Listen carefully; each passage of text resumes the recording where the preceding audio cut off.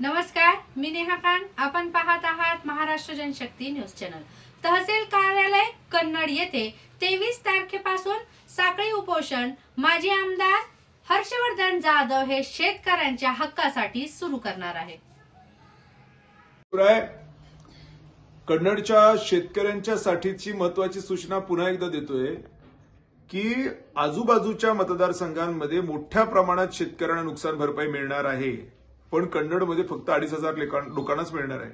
अर्थात संजनानी त्याच्यावरती सभागृहामध्ये काय करायचं ते बोलली आहे ती.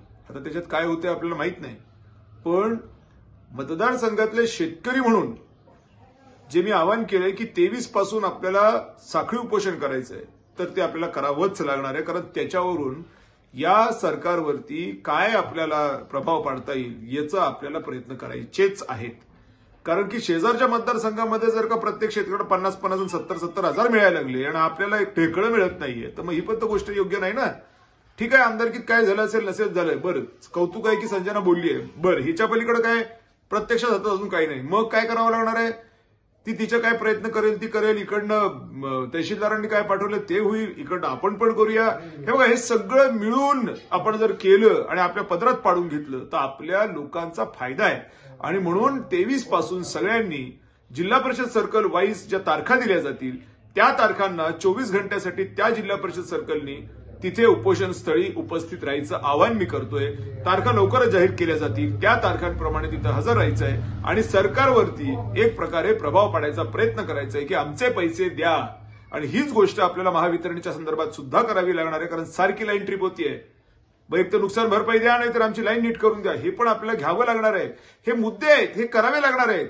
आणि काही लोकांना जर डोळे लागले असतील संजनाच्या कार्यकर्त्यांना खास करून की आता ना हर्षवर्धन आम्हाला सरेंडर व्हायला लागलाय, का तर कौतुक करायला लागलाय. अरे कौतुक तिचं नाही, तिचे जे काही लोकप्रतिनिधी पदाचं कौशल्य तिने दाखवलंय, भले वाचून दाखवलं असेल पण ती बोलली आहे, ह्याचं कौतुक आहे. आणि कौतुक मी करणारच आहे, कारण माझा मायबाप जनता आहे. जनतेचं जे काम करेल म्हणजे माझ्या मायबापाचं काम केलं म्हणजे काय, कोणीही करो मी त्याला सलामच ठोकणार. त्याच्यात काय मोठी गोष्ट आहे. उद्या जर का काम नाही झालं तर वाभाडही काढीन आणि काम झालं तर सत्कारही करीन. आणि त्या व्यक्तीचा जो माझ्या मायबापांच्यासाठी काहीतरी करेल.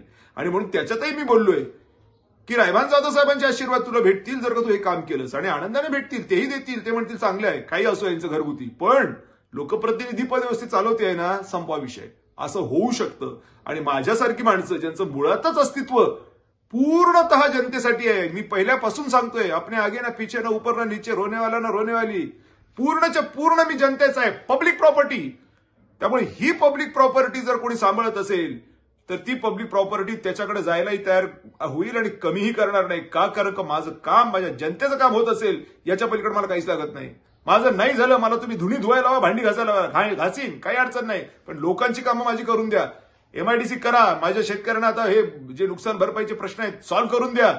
लोकांची कामं करा. हर्षवर्धन लोकांचा, हर्षवर्धन दुसरा कोणाचाच नाही. लोकांची कामं केली हर्षवर्धन झुकवाल, लोकांची कामं नाही केली हर्षवर्धन अंगावर येईल. ही गोष्ट माझ्या बाबतीमध्ये निश्चितपणाने खरी आहे. आणि लोकही तुमचं ऐकत नाहीत. ही जी काही मंडळी फडफड करतायत ना की सरेंडर झाला, अरे तुमच्या गावात तुमच्या विरोधात मतदान झाले, तुम्ही काय बोलताय. अख्ख्या मतदारसंघाने वन साईड हर्षवर्धन ठोकला. ईव्हीएम घोटाळा झाला नसता हर्षवर्धन निवडून आला असता. कसल्या गोष्टी करताय. आणि तुम्हाला ते ईव्हीएम घोटाळा करायला लागू नये पुढच्या वेळेला, यासाठी करावं लागणार तर काय करावं लागणार, तुम्हाला लोकांची कामं करावी लागतील. तुम्ही कामं केली तर तुम्हाला ईव्हीएम घोटाळे करायची गरज पडणार नाही. तसेच निवडून याल आणि मी पण तुम्हाला निवडून देईन. धन्यवाद.